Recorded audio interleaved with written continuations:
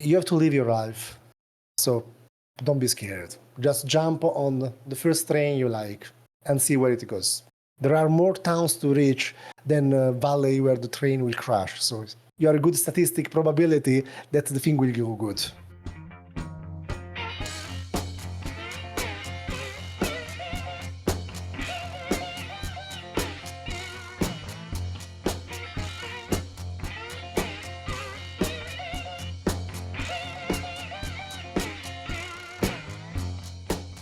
Our featured speaker today has over 20 years of multidisciplinary experience in complex business development with industries and government and entrepreneurship. He has been able to leverage global opportunities to create business, industries, and establish new technologies. Luca, it's a great pleasure to have you as your featured guest today. Thank you so much for coming on to share your journey with us. Thank you. Happy to be here. So I was wondering if you could kind of take us back in time and talk about some of your earlier life experiences. Do you feel like there were any people that came into your life that greatly influenced the direction you took, or maybe some events that had a great impact on who you became? I think I've been very lucky in the start of my career. By degree, I'm an aerospace engineer, but my job has been engineering for not more than probably 2 years. Then I started working first in procurement and supply chain. And then at one point, what happened is I was working into a company providing a military system to governments.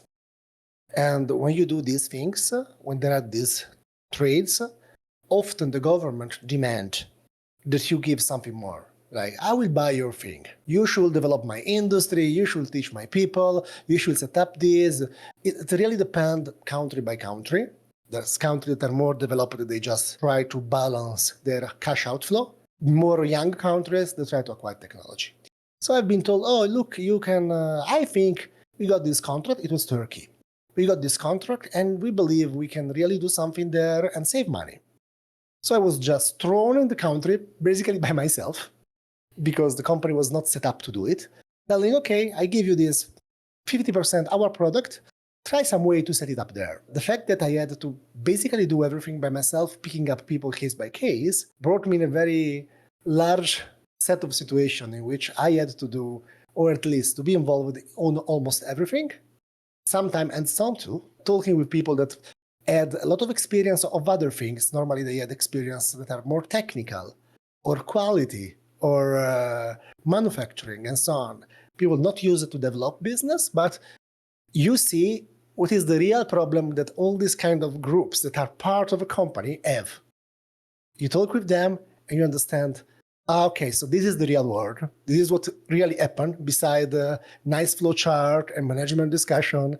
This is what happened when you have to do something, deliver to a customer, make the customer happy. And that was a great learning opportunity and also a great networking opportunity because I was starting going in countries representing a large company with a wallet because I was glad there to spend money. So everybody wants to talk with you. And then you start knowing people, and knowing people, you know more people, and so on and so on. And the thing is, just explode, and you end up knowing almost everybody in the country, at least in your sector. It was and it was just luck. I was sent just because I was the younger person in the department. It was a very traditional company, and I was the one that was speaking English better. That's really interesting. That couple things that I'm picking up there is one that really a lot of this is just putting yourself in, taking the opportunities as they come along, right? Not saying no and just being open to those different opportunities that you've been able to have and kind of led you around the path, right? And so it wasn't that you necessarily had a specialized skill set, but you were able to capitalize on an opportunity that was there, kind of jump into it and get to connect, know individuals within. And I think the other piece of that that's interesting that I kind of picked up on is through this multitude of different experiences, you were able to kind of get some of that almost entrepreneurial and startup experience just by having these different areas of opportunity that you took, right? So it was almost kind of starting to kick off that kind of interest in entrepreneurship, or it may have been there long before, but just the idea that almost being an entrepreneur by just taking on these different opportunities and roles and being able to connect with different people, you were kind of starting off your own way of developing your career and your path. So I think that's really interesting opportunity that you took, right? And I think it speaks to kind of that entrepreneurial spirit of being open to new ideas and to be able to take on opportunities as they come along. You mentioned that you just recently got into aerospace engineering. You said 2 years, I believe. Oh, no, no, I am an aerospace engineer by degree, but I worked as an engineer only a couple of years. Then I switched to supply chain, procurement, management, business. I have like 2 years of experience of really design engineering, 2004, 2005. And then after I basically went more into other things. Okay. So I was thinking that you just got into that recently, so my apologies there. I do though want to touch on that, right? Like, so what got you interested in aerospace engineering, and like why was that the idea that you were going to go, right? So obviously that didn't translate, right? It didn't happen that you became an aerospace engineer. Where did that come from? It's very simple because, like a kid, I wanted to be an astronaut. That's awesome. That's true. By the way, I ended up high school. I was good in math and so on. So I said, okay, let's do. I was undecided between pure physics, like astrophysics, or engineering. Okay, let's do engineering. And I think astrophysics is probably nicer, but I was doing this thing. And while I was doing, I ended up, I think it was 2001, one guy that was doing biology said, there is this competition in the European Space Agency, which students can propose experiment to be done in microgravity. And if you get selected, you go in microgravity. So we participated. And then my part, the guy was putting the experiment was something with hist in 0G and things like this. So biological experiment. And then we were helping, we were two people from engineering. We were helping it to set it up the project and the design. And then I realized that what the whole thing was about. The whole thing was pure marketing. I mean, what the Space Agency wanted is make my project visible and I will select you. Then I start thinking, okay, most of the people interested in that are engineers. So most of the projects are engineering projects. I have a biology project. That means I'm rare. So I'm different. So I can leverage that. I started making a mess of publicity. It was like 2000. And we ended up being selected. So I ended up trying to be in zero gravity in a European Space Agency, like it was Bordeaux. They do it on an airplane in reality. So we build our project, we spent there 1 or 2 weeks, we've done our flights, hours in microgravity, super cool. Then I ended up the degree, I became an aerospace engineer, but often, especially in that time, 80% of the people graduated in space, they ended up working in defense. Now space with new space is becoming commercial, but before it was not. So the number of spaces was small. So I ended up working in a defense company and as a consultant before, working university for them. And then when they hired me, we want to hire you, but the place we have now available is in procurement. Do you want it? I say, okay, let's go. And then I switched to different jobs. And that honestly is what I was wanting to ask you about next. The company that you worked for, you were with them for over a decade. Clearly that shows like a very loyal work ethic. I have two questions with that. Like, what made you stay that long, as like we're in this age where people, job hop all the time? And then what told you it was time to leave? Okay, first, there is one thing that has to be said. The job hopping is a factor that depends from the industry you are in. Defense, aerospace and defense, but especially defense, is a very loyal workplace. A lot of people stay in the same company all life. It's a very traditional approach. There are different reasons for which it happens. It happens because the projects are lifelong. You get a customer, your customer is your customer for 40 years because it will not change to a competitor for the next 30. You'd make a design of the project and it takes 10 years before the project works. So people get used to that. And it's a very small world, especially outside US. US is the bigger industry in defense, but obviously as no US passport holder, you don't have access to that market. So you're in the global job market is not so big. But you tend to be into that. So already we start with an industry where people stay more than, let's say, software. Then I started, it was my first job, and I was basically being promoted year after year and doing several roles. And at one point it was pretty cool, the fact that I was basically able to do whatever I want. I was almost like a freelancer. I say, look, we need help in the sales. Can you help us in sales? I jump in the counter and do sales. Now we have a supplier there. Can you help us set it up? I go and do that. So that was the reason for which I was mostly staying, because they were really giving me every kind of freedom I want. So I stayed there. And then what happened is that after 12 years, I got a headhunter call. They were looking for a very specific profile to enter. That is very rare, by the way, because the people that do that kind of job are, think, not more than 1,000 in the world. And normally they're senior and normally they don't move. So it's, and the offer was good. The country was nice. I was moving north to Switzerland. I had the opportunity to work on airplanes. And before I was aerospace oriented, but I never have a real experience working on aircraft. So I said, okay, if I don't do it now, I will never do it. So don't think it too much, just do it and jump over. It's like regret and sorrow. I mean, if you don't do it and then you stay there, what if I have done it? Then just do it and see what happens. You will survive. I mean, I think that's a life lesson that we all can take away, right? Outside of just work, might as well try it out and see what happens, right? As long as the consequences aren't dire, right? As long as you can see a path either forward or a way out, absolutely test it out, see what happens. If you like it, excellent. And it seems like, looking at just kind of the different roles you've had and hearing you talk about it, it seems like that's kind of been your approach a little bit to the roles you've taken, is like, well, that sounds interesting. Let's just not think about it, jump into it. It sounds interesting. Let's take it on. Think about it. If you also, the same thing, if you want to create a company, what you do, you just do until you talk with the customers and you start doing, you don't discover what is the reason, then you change it on the run. So that is the same. I mean, staying and overthinking, it may not work. Sometimes it works, but it may not work. It's certainly something that I need to hear often, right? Of don't overthink it, just try it out and see what happens, right? So really love that thought process there and kind of the way you've approached that throughout your career. One thing that I've noticed too is you've gotten a lot of experience in different countries with different individuals from different countries. Obviously, there's different styles of communications, different exchanges. How do you think that's impacted the way you've kind of shaped your career, the way you've thought about how you approach different roles you're going into, right? Has that had a big impact on the work you're doing or the work you want to do? Is just being able to engage with different people from around the world. The fact is, it was a given. I mean, the kind of industry I was in, your customer is a country. So obviously, if you have more than one customer to manage, you manage different countries. And obviously, when you start, especially when you started young, since the start of your career doing it, you start noticing the differences. And it's pretty clear when you start, especially industry and government. The government make you clear a lot of things because they have different procedures. And you see that sometimes doesn't make sense for one country what makes sense for another. Then you go to industry and you see they have a different work ethic. They have a different way they handle their people. They have a different level of know-how. They have a different way to work things. They have a different sense of time also.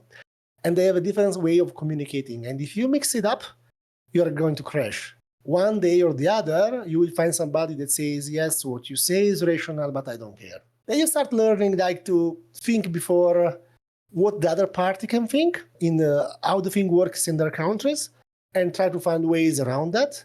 Then the networking is networking everywhere. I mean, that works everywhere. Knowing people and talking with people works in every country. And then you start understanding there are things that for some country are considered very positive and for others very negative. You just to avoid mixing it up.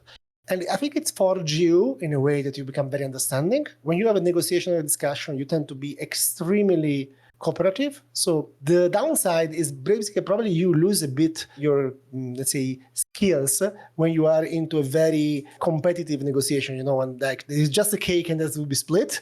You are used to always look the way to expand the cake. If you end up in the place where this is not possible, you probably are not the best person to run that negotiation. But for all the other cases, that is like 95% of the cases, you can find a solution where others don't see solution. And sometimes the difference of value is nice because it allows you to find an agreement. Because if we all want the same thing, we end up fighting. But if I understand that you want something that is different from what I want, I can end up with everybody happy.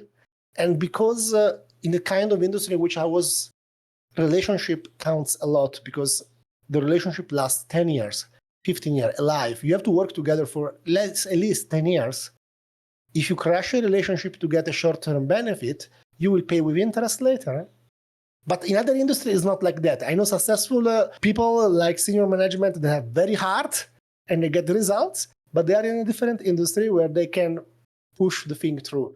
When your counterpart can talk with the government, be careful what you do, because the guys will be always stronger than you. There is no way that that you can win. So building that camaraderie, but also kind of knowing where those boundaries are. I think it's pretty amazing that you've worked across so many different countries and cultures. I saw on your LinkedIn profile that you talk a lot about developing business holistically, and I really like that conceptually. But I'm wondering, like, how do you define that? And is there an approach that you feel does work across cultures? And my other question with that is, how do you feel you can serve customers holistically without spreading yourself too thin when you're the person that has that deep relationship with them? When I say holistically, it's mostly in counterpart for how is normally classified activity like developing business. I mean, if you see, obviously it depends country by country, culture by culture, but normally if you think at marketing person, the marketing person is the one that has to look for opportunity, or the business development person is just go and talk with customers and so on. And what end up is like in the organization, you end up with people that has experience in developing business only, so pure salespeople. And then you discover that maybe the best way to sell is not passing from there. Maybe if you pass through buying something, because maybe you can establish a relationship with the local industry that may help you creating another opportunity, or at least give you more intelligence. So there is a thing, because organizations tend to classify people in roles and careers and education. There is a thing that if you go to the peak of that and you're very good in that role, you may end up not having any knowledge of a lot of other parts of the industry or your own company. And when you go to talk in a country looking for opportunity, you may don't see it because just you don't have the right glasses. No? So the effect is, when I say holistically, is like be open that you will not be selling only in one way.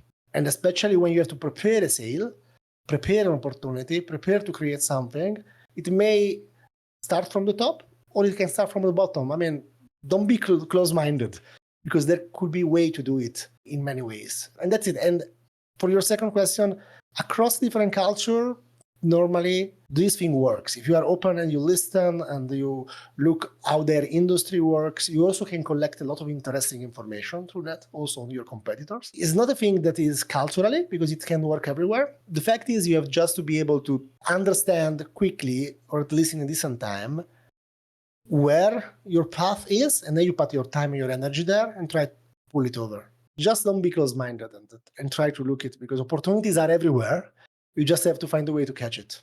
That's excellent. Yeah, I really think that it shows that you have been kind of open-minded throughout your career and your experience, and really applying, right, what you've learned from certain experiences to others to kind of come to, for example, when you talk about negotiations, to just a zone of potential agreement, right? So finding that area or that sweet spot where you can actually get both parties what they need without damaging relationships and really building those relationships. So I think that's an awesome way of approaching kind of the work you do, right? To your point, it is absolutely very much relationship driven. And so being able to create those connections and drive that relationship clearly has served you very well. And I think that's true of all of us, right? So really love that advice and kind of that perspective on things.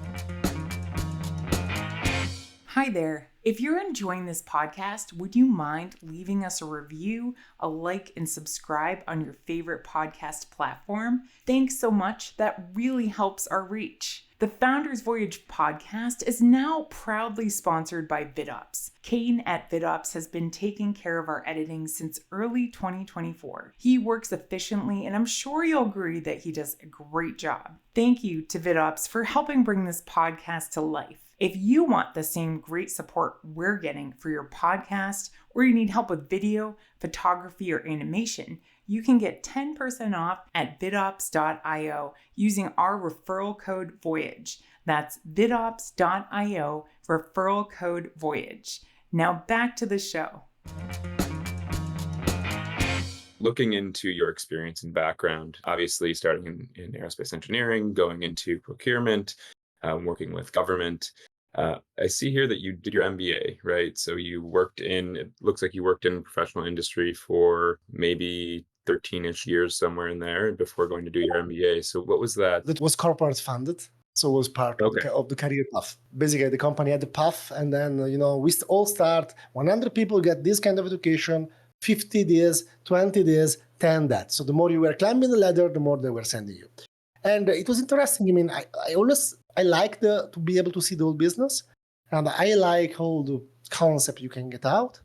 The thing is always to be able to put line between the strategy and the execution on real terms.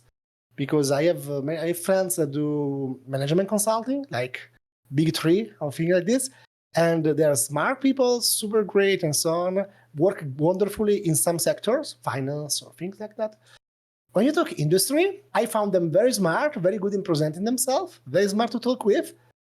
But do you really want to have somebody that teach you how to set up your production line that has never worked with the production line? Because this is what happened in most of the cases, no? It's a mix. You probably need also that because you need something new. So I like it, but you always consider that's good. We do the strategy. This is the ideal.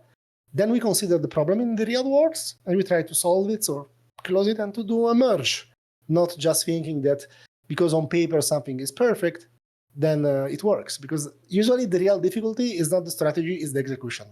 Yeah, bridging the gap between theory and practical application and change management is huge, right? So it's an area that I work in currently, and we see the same thing, right? So completely understand where you're coming from there. You know, there is that a big difference I added before. I was noticing there's the culture and there is the corporate culture, and then there is also the demographics. It's different if you have to work with a team of 35 years old, or if you are a group of people that you have to bring into project are 55 or 60 working since 40 years in the same place.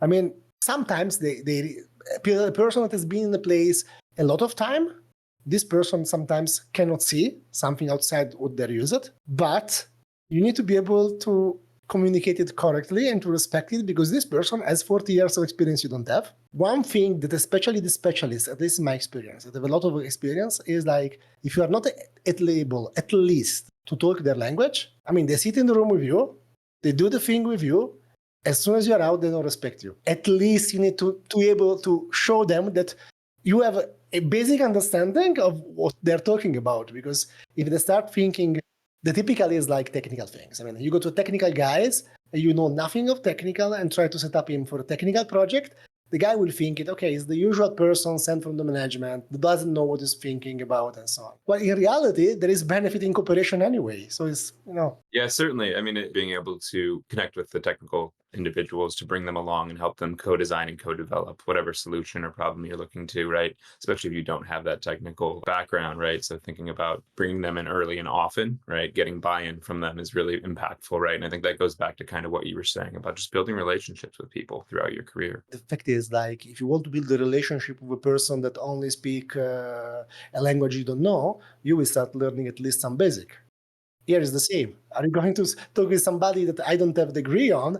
Okay, it's clear. I don't want to be the expert. You do the job, but at least let me have a bit of preparation so that we can easily speak about something, It's so interesting to me, like how many different layers of experience you have. I have several questions, but I kind of want to ask you, like, do you have a company example or even maybe just a culture example that surprised you? Like you went in with one expectation of how things were going to be, or perhaps you were even given expectations and it was completely different and you had to change your approach.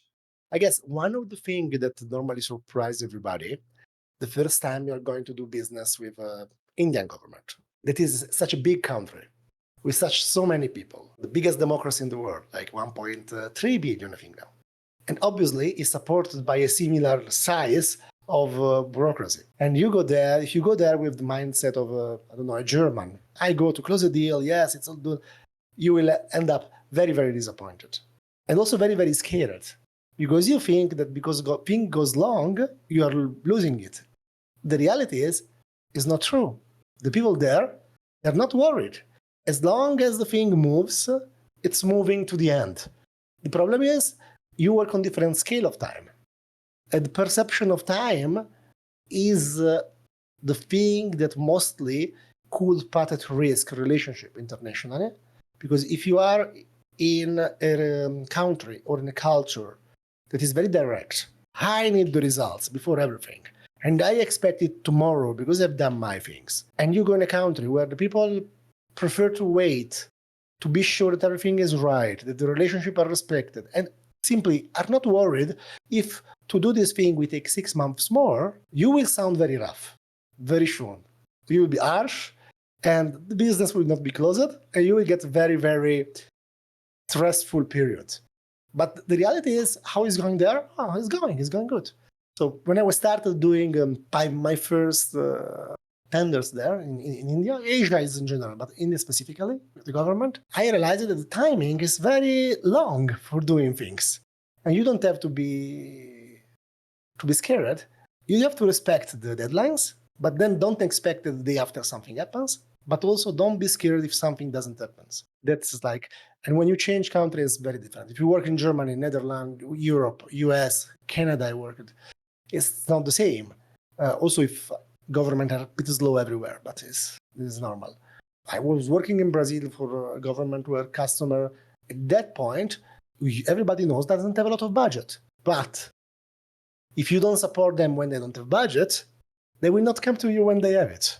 It's normally surprise a lot, the fact that when you come in a country, any expectation you have about the country will be diluted. It will be different. Yeah, that absolutely makes sense, right? And it's great insight, right? And perspective. We've talked a lot about kind of your past career, current career. Obviously, you switched to Pilates fairly recently, right? I'd say about 8 years ago or so. Seems like you've been working there for quite some time. Can you tell us more a little bit about that shift and switch and kind of what prompted that? Was there a reason you wanted to get into private sector aircraft, for example? Was that intentional, or was that just an opportunity that came up? It was an opportunity that came. I was not looking for it. So it just came. The real question for me was, it was 12 years in the company. I was in a certain path of career. Either I do it now or I will never do it. I mean, the alternative in defense would have been, don't take this train, and then you probably develop in a certain way. You will start having kids and whatever, so that basically you will consolidate where you are, and the type of industry is the type of industry that let you stick. So it was like, okay, if I don't try to change now, I will not try anymore. Let's take the opportunity to change. And then, okay, it was a nice company, nice product, and so on. So that was very interesting. Also, logistically, it was manageable because I'm still living in Switzerland now, but I'm still like 5 years from my original home. So I have family there. That's great. It was very practical choice. That's awesome. That's very cool. Well, I'm glad that worked out for you, and that was a great kind of move. I'm going to piggyback off that question a little bit. It sounds like you have a lot of varied interest as you've worked through your career, other interests or opportunities that you've taken. Is there an area of opportunity that you personally want to solve? Is there something that you want to apply your skills to kind of outside of the work you're doing that you're interested in? There is one thing I'm working and thinking on this that is since years, but it worked a couple of times, but never done establish it continuously. So the fact is, I love in generally creating opportunity and raising opportunity in any field, technology or not. There is one thing that I learned doing my job that is a very specific thing. As I said to you, when somebody in our world, so let's say government says, is not only aerospace and defense, but mostly sells something significant, this company acquire an obligation to do something in the country. And a lot of these countries are very interesting countries, are very young country, growing country, like Middle East country, Asian country, and so on. And this is often a missed opportunity for a lot of technology small companies, because what really you can do if you have a technology that is in the interest of the country, you can just set it up and launch your business in that country, fully funded, without giving equity to anybody, just with money that come from the company that have the obligation, and your business is some way vetted by the local government, because in the moment in which they approve it means they know there is an interest. So it's like there is a lot of value and also funding floating around, waiting for an opportunity. And if you have the technology and the flexibility of saying, I don't care if I set it up here or there, I can set it up in that country to acquire that market, you have a great opportunity to get into that, because you can just go there, getting this funding from large companies, I mean largest in the world in our field, like US or Europe, whatever. And these companies have this budget as a cost. For them, it's already gone. They already got this money. They have just to spend it. As fast as they spend it, the more they're happy, because they have to close their obligation. So if you are able to juggle these three balls, you can create opportunities to be global players for people that never know about that and can jump into that and becoming also prominent in the country where they go because they are some way supported by the local authorities. And this I would love to be able to help companies to do that game because it's very nice and I think it's a lost opportunity and I really hate losing opportunities and are opportunity hanging. When there is the match, it's a great alternative to looking money from venture capitals or from banks because it takes time, it's slower, obviously, but when it's you got a lot of benefit and you're not paying anything for that. I think that really kind of nails down your value system. Not that I wasn't already really getting the vibe that you valued relationships over money, but I'm wondering with all this experience that you have and, kind of shifting to this other sector, how do you measure your success? And is the way you measure it for yourself personally different or the same as you might measure it for yourself professionally? For me, it's very simple. It's like, am I creating something interesting and of value? That's it. I mean, if I'm creating it often and more and in a lot of places, different places, I'm happy. And if I'm happy, it's good. I think we are talking before starting about the MIT bootcamp now. It's like one of the first questions that people ask when people that there, what is that the first thing you require to open a company, to do a business and so on? The first thing is you need to like it. If you don't like it, there is no way you will ever succeed it. For me is I like to create or help others to create things globally. As long as I create things, I'm happy and I think I'm successful. That's like a perfect definition. I absolutely love that. Absolutely. I think it really, again, like kind of feeds into your values and what we've talked about thus far. So, and I think it goes back to that entrepreneurial spirit of being able to create something for others and help others, right, at the same time. So really, really love that perspective on how you measure success personally and professionally, right? And it shows, right, in the work you've done and kind of your interest in, problem solving or what problems you would solve, right? Thinking about helping companies set up globally in a way that's leveraging government funding to do so, right? So I think that's a really interesting take on it. And it kind of shows through everything that you've done, which I really like to see and hear about. So thank you for sharing. Really appreciate it. Switching a little bit now to a little more personal questions. You've obviously had a storied career, pretty long and a lot of different opportunities, which is amazing to hear about. But if you were to go back and give yourself some advice, your younger self some advice, what would you do? What would that be? What would you want to give advice to the younger you as you're thinking about your career path, where you're going, what you're doing? Looking back, the things that I probably would have done differently, I will probably have tried before to set up something by my own because it took time before I started doing it. And personally, for me, if you really want to create something, to leave something after you should do it. Because the problem is the more you stay into a corporate job and the more the corporate world is good with you, the more it's become a golden cage, It's like, it's good, I'm growing, I'm doing cool thing and so on and so on and so on. I always would like to do that thing, but it's too comfortable here. Or also if it's not high comfort zone, but it's still, it works. And sometimes if you push it early, whatever you want to do, it works better because you have less to lose. The more you delay, from one side I see, obviously delaying in creating a new business, for example, creating a company, means you are leveraging after experience, networking, and everything. And that's appreciated. I think it's great and is probably the biggest factor to be successful. But you easily end up into the mindset of a corporate career that is completely different from. I was talking with a friend and he was telling me, like, the guy is a company now and so on. He said, but my father was a corporate person. My grandfather was a corporate person.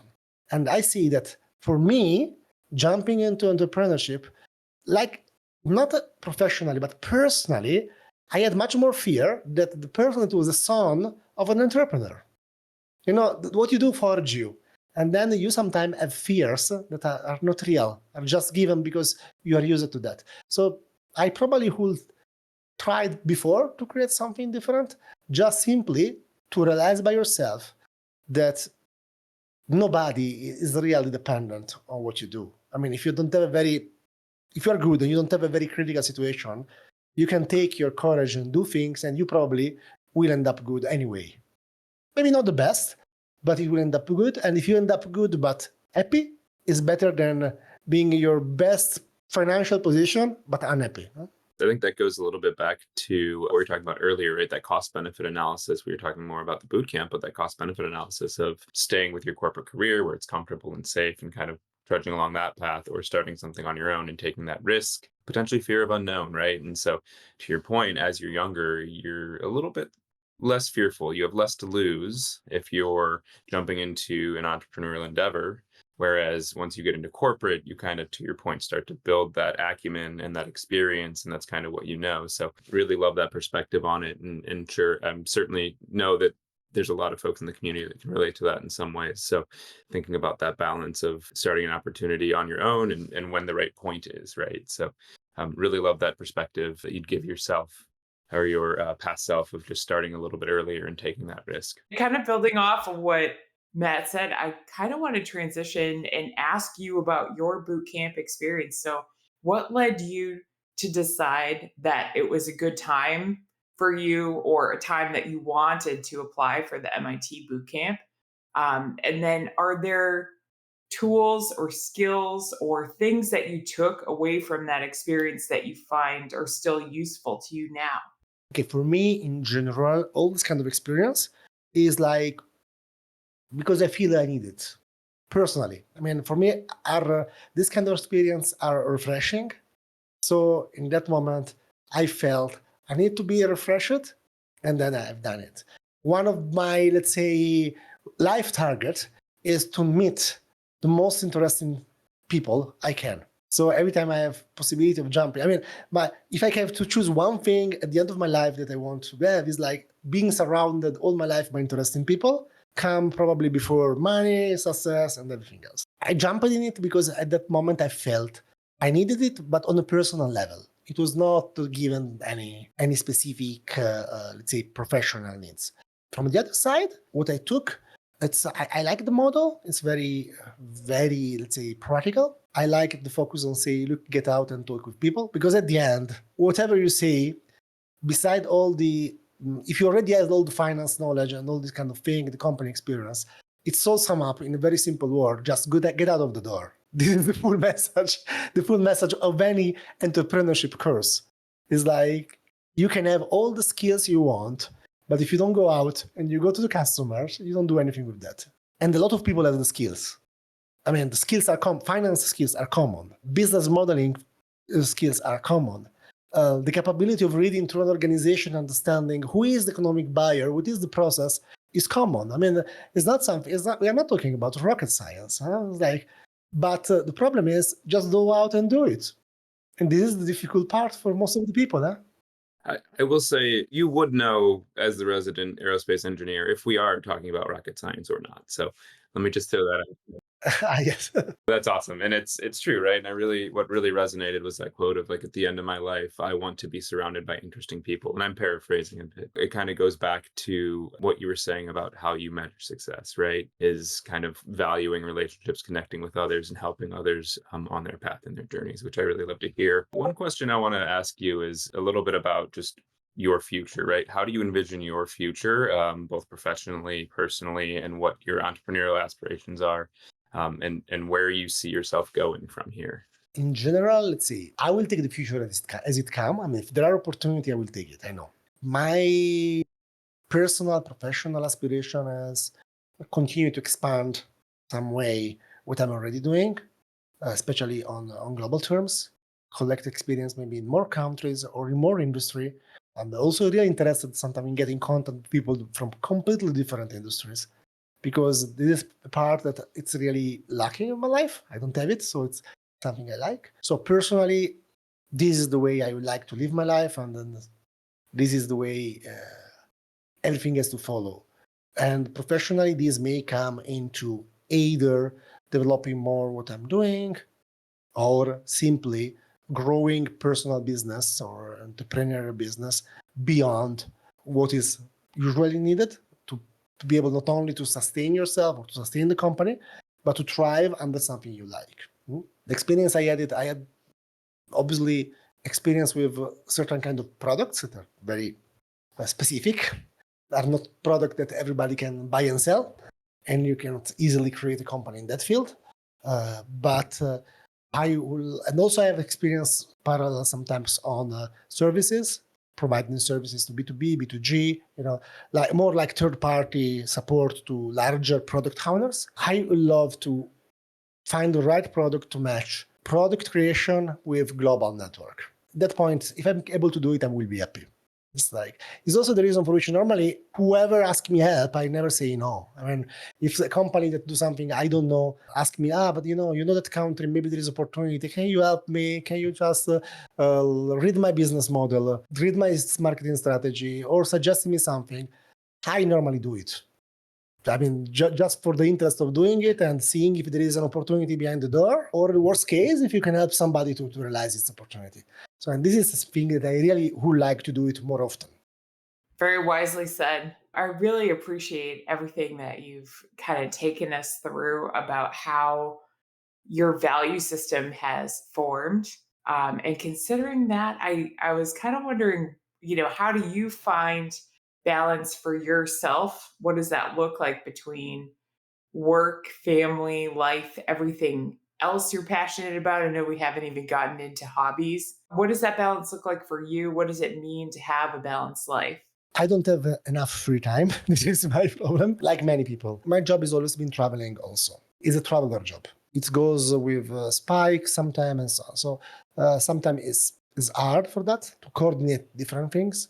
But also travel was a passion for me. So I like to travel. So this was working. It was not super easy lately in the last years because I got it new country, new job, new activity, new opportunity, and two kids one after the other. So it's and obviously we are more resident here. I think you need to find time for yourself, but the first thing probably you have to do is to understand what you really like. Because sometimes it's very difficult. I mean, it's difficult to understand what will really make me happy.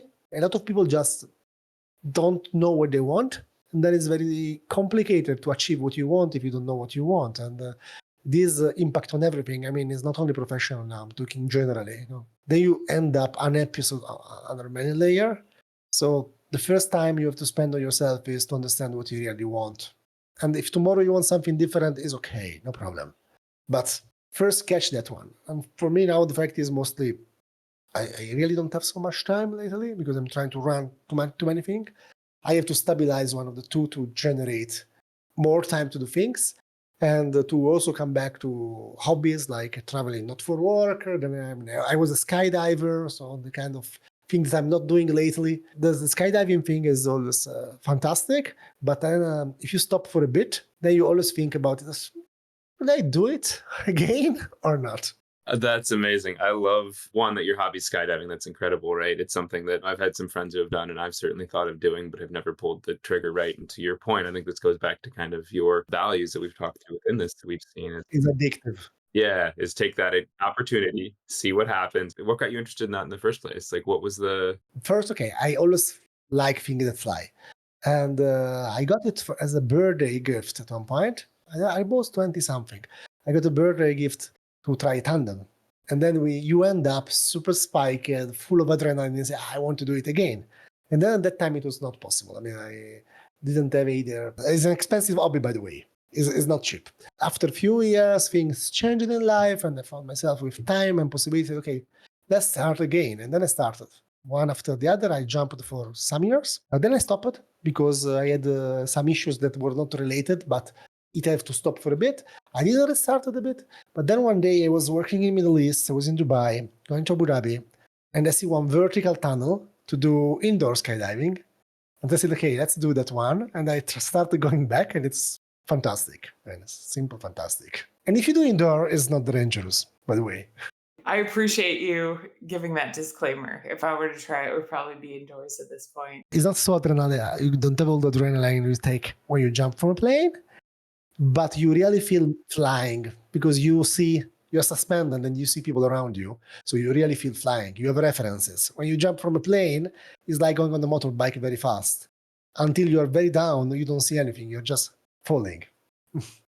In my mind, this goes right in line, though, with the desire to be an astronaut, too. I don't know if it has that logical link to you, but that feeling of weightlessness and just being able to see, I mean, skydiving outdoors I'm talking about now, but being able to see the world from a different point of view, even though I haven't done it, that to me would be the strong draw and appeal. Okay, I tried both. It's a different feeling. When you jump from a plane, as I said, you feel the speed. You really feel the speed, especially when you are looking down and the earth become bigger and bigger every second. When you do zero gravity, so like in the space, you don't have any sensation of speed. It's really a very cool and strange feeling. In one moment, you just float, and whatever you touch, you just go into the opposite direction, and you can walk on walls. It's a completely different feeling. I mean, the zero G is a very cool experience if somebody wants to do it. And while the, let's say, jumping from a plane is more scary, give you more adrenaline. It sounds similar, but the feeling when you've done it is different. One or the other is completely different. I completely believe you. I think that that makes so much sense too, and I like the idea conceptually of kind of seeing the world in slow motion. So I think I'm more with you on the astronaut dream than the skydiving one. Well, you've shared so much of yourself with us today. We really do appreciate it. I was wondering if there are, in your mind, some words of wisdom you might want to leave us with today. And you can either tell us a quote that you really like, or some life advice someone gave you, or just some wisdom that means something to you, however you like to take it. I mean, I think you probably already said it, but it's like you have to live your life. So don't be scared. Just jump on the first train you like and see where it goes. There are more towns to reach than a valley where the train will crash. So you are a good statistic probability that the thing will go good.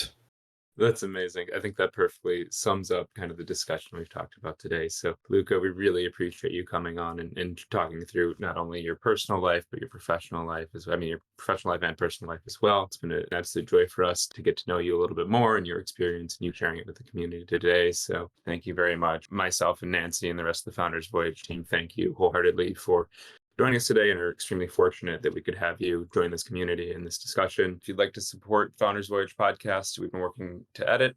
You can donate directly through our Patreon, but please feel free to connect with ourselves or Luca. Thanks again for joining us. Have a great day, Luca, and appreciate everyone for joining. Thank you. Thank you. Have a nice day. Yes, thank you so much again. We'll definitely keep in touch. Oh, keep in touch and enjoy your weekend. You too. Take care. You've just finished another episode of Founders Voyage, the podcast for entrepreneurs by entrepreneurs. The team at Founders Voyage wants to thank you from the bottom of our hearts. We hope you enjoyed your time with us, and if so, please share this with someone else who might enjoy this podcast. You can also support us by leaving a review on Apple Podcasts and Spotify, and by donating to our Patreon. Outro music today is Something for Nothing by Reverend Peyton's Big Damn Band.